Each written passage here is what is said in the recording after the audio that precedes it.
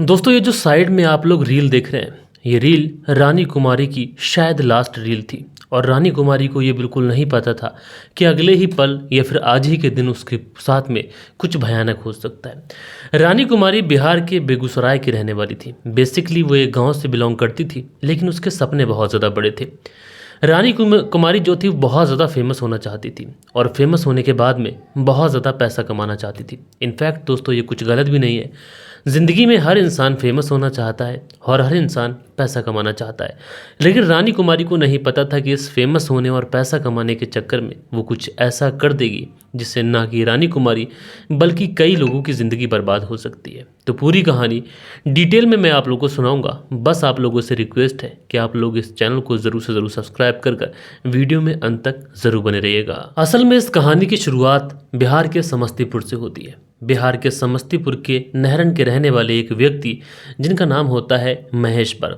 जो महेश्वर है वो एक शादी समारोह में गए हुए थे।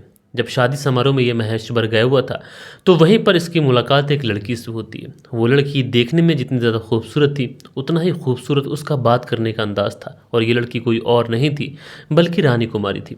जब महेश्वर रानी कुमारी को देखता है तो उसके एकदम से जो उसके अंदर की जो फीलिंग्स होती हैं ये बाहर आ जाती हैं और महेश्वर रानी कुमारी को पहली ही नज़र में पसंद करने लगता है। उसके बाद में दोनों किसी तरीके से एक दूसरे से नंबर एक्सचेंज करते हैं और उसके बाद में बातचीत शुरू कर देते हैं। पहले तो इनकी जो बातचीत थी ये दोस्ती तक सीमित रहती है, लेकिन थोड़े ही समय के बाद में इन दोनों के बीच में गहरी मोहब्बत हो जाती है। मोहब्बत इतनी ज़्यादा गहरी होती है कि अपनी मोहब्बत को ये शादी तक पहुंचाना चाहते हैं। उसके बाद में साल 2017 के स्टार्ट में ही जो महेश्वर था वो अपने परिवार वालों से बात करता है। इधर जो रानी कुमारी थी ये अपनी फैमिली वालों से बात करती है। दोनों ही फैमिली जब इस बात को सुनती है कि दोनों लड़का लड़की एक दूसरे को पसंद करते हैं तो जो फैमिली होती है वो आखिरकार इन दोनों की शादी कराने का प्लान करती है। फाइनली दोस्तों साल 2017 के ही एंड में इन दोनों की शादी हो जाती है। शादी होने के बाद में रानी भी बेहद खुश थी क्योंकि उसने एक लड़के से मोहब्बत की थी और उसी लड़के से उसके परिवार वालों ने शादी करा दी थी। इधर जो महेश्वर था ये भी बेहद ही खुश था। दोस्तों हो भी क्यों ना कि ऐसे दुनिया के अंदर बहुत कम लोग होते हैं जिनकी मोहब्बत को उनके परिवार वाले एक्सेप्ट करते हैं। लिहाजा रानी और महेश्वर की खुशी का ठिकाना नहीं था। शादी के कुछ समय के बाद ही जो महेश्वर था ये रानी को एक फ़ोन गिफ्ट करता है और ये जो फ़ोन था ये स्मार्टफोन होता है। और दोस्तों उस समय रानी इंस्टाग्राम पर बहुत सारे सेलिब्रिटीज़ की रील्स देखा करती थी। बहुत सारे यूट्यूब इन्फ्लुएंसर्स में बहुत सारी लड़कियां होती थीं, उनकी रील्स देखा करती थी। और इनकी रील्स देखते देखते रानी के मन में भी ये ख्याल आया कि क्यों ना वो भी इंस्टाग्राम पर रील्स बनाए, वो भी फेमस हो और वो भी ज़्यादा पैसा कमाए। हालांकि जो ये लड़कियां कर रही हैं वो रानी भी कर सकती है। यही सब कुछ सोचकर रानी भी इंस्टाग्राम पर काम करने का फैसला करती है। और दोस्तों ये वो दौर था कि उस समय इंस्टाग्राम पर रील बनाने का बहुत ज़्यादा ट्रेंड चल रहा था। उसके बाद में रानी रील बनाना शुरू कर देती है।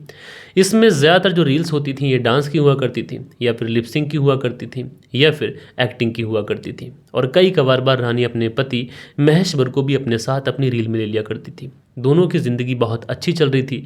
शादी के तकरीबन कुछ समय के बाद में इनको एक बेटा भी हो जाता है। अब शादी के 1 साल के बाद में जब इनको एक बेटा हो चुका था, कहने को ये परिवार में भले ही सब कुछ ठीक एक तरीके से ना हो, भले ही पैसा फाइनेंशियल कंडीशन इतनी अच्छी ना हो, लेकिन इस परिवार के अंदर खुशियां बहुत ज़्यादा थी। दोनों पति पत्नी एक दूसरे से बेइंतहा मोहब्बत किया करते थे। रानी भी रील्स डाला करती थी, उसकी रील्स को भी अच्छी रीच मिल रही थी। और साथ के साथ इनकी फैमिली में एक नन्ना मुन्ना सा गुड्डा भी आ चुका था। इसलिए इनका जो भविष्य था, लोग यही कहते थे कि इनका जो भविष्य है ये बहुत ज़्यादा उज्जवल होने वाला है। लेकिन इनकी ज़िंदगी में कुछ इतना ज़्यादा भयानक हो सकता है इसके बारे में शायद इस परिवार को अंदाज़ा नहीं था। धीरे धीरे वक्त गुजरता है। रानी को जब इंस्टाग्राम के ऊपर थोड़ी सी रीच मिलना शुरू होती है, उसकी रील्स पर जब थोड़े से व्यूज़ आना शुरू होते हैं, तो रानी रील्स की इतनी ज़्यादा एडिक्टेड हो चुकी थी कि वो अपनी फैमिली पर ध्यान भी नहीं दिया करती थी। रानी ना अपने बेटे पर ज़्यादा ध्यान देती थी। इनफैक्ट वो अपने पति को भी बहुत ज़्यादा नज़रअंदाज किया करती थी और अपने सास ससुर को तो मानो वो पूछती ही नहीं थी। धीरे धीरे वक्त गुजरता रहता है। जब कभी भी जो महेश्वर था वो काम कर कर घर लौट कर आता, थका हारा होता, उसको लगता कि उसकी पत्नी उसको पानी को पूछेगी। लेकिन जब वो घर आता तो देखता क्या है कि उसकी जो पत्नी है ये हमेशा घंटों घंटों तक फ़ोन में ही बिजी रहा करती थी, क्योंकि रानी उस समय रील्स बनाया करती थी, इसके अलावा और कुछ नहीं। लेकिन दोस्तों अभी तक तो इस पूरी फैमिली में रानी की इस रील से किसी को भी कोई प्रॉब्लम नहीं थी। लेकिन धीरे धीरे महेश्वर को ये पता चलता है कि समस्तीपुर के जिस गाँव का वो रहने वाला है उसी गाँव के अंदर बहुत सारे लड़कों ने रानी की रील्स देखना शुरू कर दी हैं। ना कि रानी की रील्स देखना उन्होंने शुरू की हैं, बल्कि उन्होंने बैड कमेंट्स भी करना शुरू कर दिए हैं। अब ये बातें जब एक पति देखेगा कि उसकी पत्नी को उसके ही गांव के रहने वाले लड़के बैड कमेंट्स कर रहे हैं तो उसे बहुत ज़्यादा बुरा लगेगा। लेकिन दोस्तों, बात यहाँ तक भी सीमित नहीं थी, शायद इसके आगे भी बहुत कुछ बाकी था। शुरुआत में तो फिर भी महेश्वर इन बातों को नज़रअंदाज कर देता है। धीरे धीरे वक्त गुजरता है, लेकिन दोस्तों फिर महेश्वर पाता है कि रानी ने जो गांव के लड़के उसकी रील्स पर कमेंट्स किया करते थे, उन कमेंट्स के अलावा वो उनसे चैट पर भी बातें किया करते थे, और ये बातें महेश्वर को बहुत ज़्यादा नागवार गुजरती थी। और जो रानी थी ये एक ही दिन के अंदर मल्टीपल रील्स अपलोड कर दिया करती थी। इससे महेश्वर के फैमिली वालों को और महेश्वर को ये बातें बहुत ज़्यादा नागवार गुजरती थी। दूसरी साइड महेश्वर अगर कहीं भी जाता तो उससे लोग बस उसकी पत्नी की रील्स के बारे में ही बात किया करते थे। इससे महेश्वर बहुत ज़्यादा फ्रस्ट्रेट रहने लगा। धीरे धीरे वक्त गुजरा और इस बात को लेकर महेश्वर और उसकी पत्नी रानी कुमारी में कई बार झगड़ा भी हुआ। कई बार महेश्वर ने इन सारी चीज़ों को बंद करने की बात भी कही, लेकिन रानी ने महेश्वर की एक भी नहीं सुनी। वो बस इंस्टाग्राम की दुनिया में कामयाब होना चाहती थी, फेमस होना चाहती थी, इसलिए वो रील्स को कंटिन्यू रखती है। अब इस बात को लेकर इन दोनों के बीच में झगड़ा इस कदर बढ़ जाता है कि रानी कई बार अपने मायके भी चला जाया करती थी और महीनों महीनों वहाँ पर रहा भी करती थी।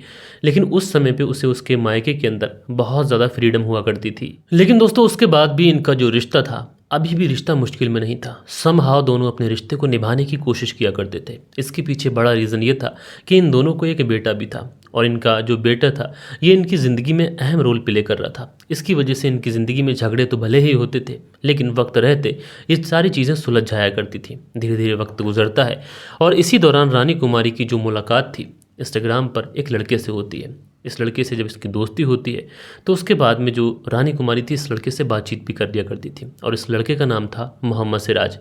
इधर जो महेश्वर था इसकी भी नौकरी जो थी वो कोलकाता में लग गई थी, क्योंकि महेश्वर का एक भाई था रुदल जो कि कोलकाता में रहकर नौकरी किया करता था और वहीं पर उसने महेश्वर की भी नौकरी लगवा दी थी। क्योंकि महेश्वर जब यहाँ पर काम किया करता था तो यहाँ पर ना ज़्यादा सैलरी थी और ना ज़्यादा पैसे वो अर्न कर पाता था, इसलिए कोलकाता में उससे अच्छी सैलरी मिली थी, इसलिए वो कोलकाता में ही शिफ्ट हो गया था। अब पीछे से जो रानी कुमारी थी इसके तो हौसले एकदम से खुल चुके थे। अब ये आज़ाद हो चुकी थी, जब चाहती जितना चाहती उतना इंस्टाग्राम यूज़ करती, जितनी चाहती उतनी रील्स डालती, जिससे चाहती उससे बात करती। लेकिन कभी भी अगर उसके सास ससुर उससे इस तरीके की चीज़ें करने के लिए मना करते तो रानी इस बात पर नाराज़ हो जाती और रूठ कर वापस से अपने मायके चली जाती। और रानी के मायके में रानी को बहुत ज़्यादा आज़ादी मिला करती थी, इसीलिए से वो बात बात पर अपने मायके जाया करती थी। और जब कभी भी वो बीच बीच में अपने ससुराल आती तो ससुराल आने के बाद भी ये कॉल पर मोहम्मद सज्जाद से घंटों घंटों बात किया करती थी। मोहम्मद सज्जाद उसको वीडियो शूट करने के लिए जो कुछ भी इक्विपमेंट चाहिए थे वो सारे उसको प्रोवाइड कराया करता था, चाहे ट्राइपॉड हो या फिर कैमरा या फिर कुछ और चीज़। उसकी हर तरीके से सोशल मीडिया पर काम करने में हेल्प किया करता था और शायद इसके बदले में उसे कुछ मिल भी रहा था। लेकिन ये बातें कहीं ना कहीं महेश्वर के माता पिता को नागवार गुजरती थी, इसलिए वो रानी को इस बारे में समझाते थे, लेकिन जो रानी थी ये रूठ कर अपने घर चली जाया करती थी। लेकिन बाद में महेश्वर के फैमिली वालों को ये भी पता चलता है कि रानी जब अपने मायके में जाती थी तो उससे जो उसका दोस्त मोहम्मद सज्जाद है ये ऑलमोस्ट हर दूसरे दिन उससे मिलने जाया करता था। और ये बातें रानी के ससुराल वालों को बहुत ज़्यादा नागवार गुजरती हैं। इनफैक्ट जो महेश्वर था ये अपनी शादी को जो साल 2017 में हुई थी उसे बचाने की हर चंद कोशिश करता है। महेश्वर अपनी पत्नी रानी को समझाने की भी कोशिश करता है। वो चाह रहा था कि उसकी ज़िंदगी और उसके जो बच्चे की ज़िंदगी है ये बेहतर बनी रहे, उसके बच्चे के ऊपर किसी भी तरीके की काली परछाई का कोई साया न पड़े। इसलिए वो रानी को भी हमेशा कन्विंस करने की कोशिश किया करता था और हमेशा उसे समझाने की ही कोशिश किया करता था। उसके बाद में 7 जनवरी को जो रानी थी ये महेश्वर को कोलकाता से वापस बेगूसराय बुलाती है। बेगूसराय में रानी जो थी वो अपनी फैमिली वालों के साथ में रह रही थी। इसी समय महेश्वर को ये रियलाइज़ होता है कि शायद रानी समझ चुकी है। रानी को ऐसा लगने लगा है कि अपनी फैमिली के बारे में उसे फिक्रमंद होना चाहिए। शायद रानी उसके साथ वापस से या तो उसके गांव समस्तीपुर जाना चाहती है या फिर वो उसके साथ में कोलकाता के अंदर ही शिफ्ट होना चाहती है। महेश्वर तो बस इतना ही समझ रहा था। इसीलिए जो महेश्वर था ये अपने भाई रुदल को सारी बात बताता है। वो बताता है कि जो उसकी पत्नी रानी कुमारी है शायद वो अब ठीक हो गई है और वापस से उसके साथ कोलकाता आना चाहती है। अब रुदल के भाई महेश्वर की ज़िंदगी एक तरीके से सही पटरी पर आ रही थी, इसलिए रुदल को भी कोई ऐतराज़ नहीं होता है। वो अपने भाई महेश्वर को वापस से जो बेगूसराय है वहाँ जाने की इजाज़त दे देता है। उसके बाद में जो महेश्वर था ये बेगूसराय के लिए निकल जाता है।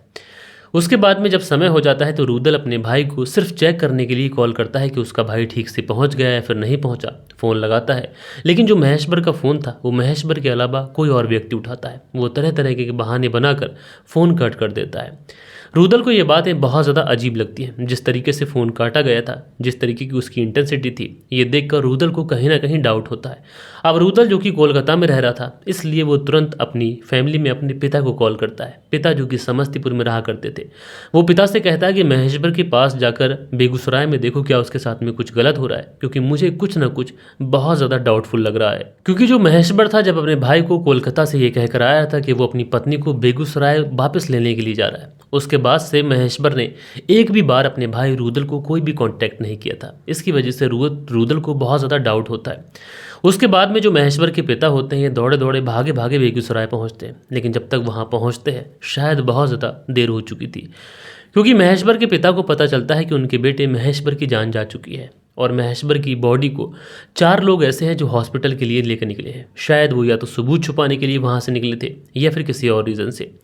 लिहाजा उसके बाद में जो महेश्वर के पिता होते हैं वो किसी को भी डेड बॉडी पर हाथ नहीं लगाने देते हैं जब तक कि पुलिस की इंक्वायरी न हो जाए। और जो 4 लोग महेश्वर की डेड बॉडी को हॉस्पिटल की तरफ लेके जा रहे थे, उन 4 लोगों में एक लड़की तो रानी कुमारी थी, एक था उसका लवर मोहम्मद सज्जाद और 2 रानी कुमारी की बहनें रोजी और सुनीता। दोस्तों, महेश्वर के पिता पुलिस को कॉल कर चुके थे। ये चारों लोग परेशान थे और ये महेश्वर के पिता को कन्विंस करने की कोशिश कर रहे थे कि महेश्वर के साथ में हमने कुछ भी नहीं किया है। लेकिन महेश्वर के पिता ने उन चारों ही लोगों को डेड बॉडी पर हाथ तक नहीं लगाने दिया। उन्होंने कहा कि जब तक पुलिस की इंक्वायरी नहीं हो जाती है मैं डेड बॉडी को किसी को भी हाथ नहीं लगाने दूंगी। उसके बाद में पुलिस जो है वहाँ पर पहुँचती है और डेड बॉडी को देखती है, समीक्षा करती है। उसके बाद में महेश्वर के पिता से पूछताछ की जाती है, क्या तुम्हें किसी के ऊपर शक है? तो जो महेश्वर के पिता होते हैं वो सिर्फ और सिर्फ एक ही नाम लेते हैं, रानी कुमारी का। महेश्वर के पिता कहते हैं कि उनके बेटे महेश्वर की हत्या किसी और ने नहीं बल्कि उनकी ही बहू रानी कुमारी और उसके साथियों ने मिलकर की है। लिहाजा पुलिस वाले जो थे वो उसके बाद में रानी कुमारी को कस्टडी में ले लेते हैं। रानी कुमारी से पूछताछ की जाती है।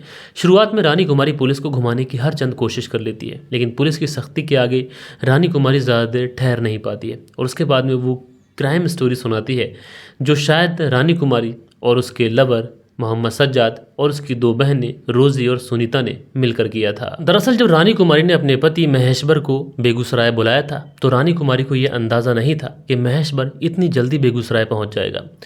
जब महेश्वर बेगूसराय रानी कुमारी के घर पर पहुंचता है तो वहां पर रानी की दोनों बहनें रोजी और सुनीता भी मौजूद होती हैं, जो कि एक नॉर्मल सी बात थी क्योंकि रानी कुमारी के घर पर उसकी दोनों बहनें रोजी और सुनीता भी रहा करते थे। लेकिन महेश्वर को जब बहुत ज़्यादा गुस्सा आता है कि जब वहाँ पर वो रानी कुमारी के लवर मोहम्मद सज्जाद को देखता है। मोहम्मद सज्जाद ये वही लड़का था जिसकी वजह से रानी कुमारी और उसके हस्बैंड महेश्वर में कई बार झगड़ा भी हुआ था और महेश्वर ने रानी कुमारी को कई बार वार्न भी किया था। जब वो रानी कुमारी को उसके लवर मोहम्मद सज्जाद के साथ देखता है तो वो रानी कुमारी से काफ़ी ज़्यादा झगड़ा भी करता है। इनफैक्ट वो मोहम्मद सज्जाद से भी झगड़ा करता है।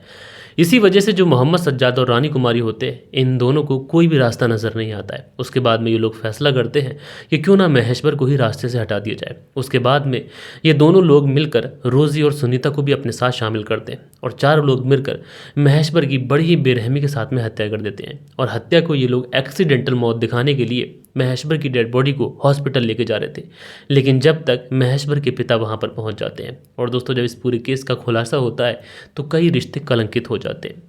दोस्तों, सोशल मीडिया एक ऐसा पार्ट है जो आजकल हर जनरेशन के लिए एक अहम हिस्सा बन चुका है, चाहे उसकी अर्निंग से रिलेटेड हो, उसके कैरियर से रिलेटेड हो या फिर उसकी फेमस होने के रिलेटेड हो। बहुत सारे लोग आज सोशल मीडिया पर फेमस भी हो रहे हैं, बहुत सारे लोगों ने सोशल मीडिया के ऊपर अपना कैरियर भी बनाया है, लेकिन बहुत सारे ऐसे लोग हैं जिन्होंने सोशल मीडिया की वजह से अपनी ज़िंदगी भी बर्बाद की है। दोस्तों, कोई भी चीज़ जिसकी लत जो होती है, यानी किसी भी चीज़ की जो अति होती है, ये इंसान के लिए बेहद घातक होती है। एग्जाम्पल के तौर पे बहुत सारे लोग ड्रिंक करते हैं, लेकिन दोस्तों ड्रिंक करना एक नॉर्मल सी बात है, लेकिन शराब पीना, ये सारी चीज़ें सेहत के लिए तो हानिकारक होती हैं। लेकिन क्या हो कि कोई इंसान इतना पिए कि वो कहीं पर भी गिर पड़ जाए, उसकी सेहत ख़राब होने लगे, तो ऐसे में उससे हर इंसान यही कहेगा कि किसी भी चीज़ की अति ख़राब होती है। बहरहाल दोस्तों, आप लोग इस पूरी स्टोरी के बारे में क्या सोचते हैं, आपकी क्या राय है और इस पूरी स्टोरी के अंदर क्या किसी की कोई गलती है, सबसे ज़्यादा किसकी गलती है, आप लोग कमेंट्स करके बताइएगा। और साथ के साथ महेश्वर को क्या अपनी पत्नी के साथ में इतना उसके ऊपर बार बार ट्रस्ट करना चाहिए था, ये भी बताइएगा। बाकी दोस्तों मिलते हैं कल के दिन किसी और स्टोरी के साथ में, जब तक के लिए अपना ख्याल रखिएगा, देश का ख्याल रखिएगा। जय हिंद, वंदे मातरम।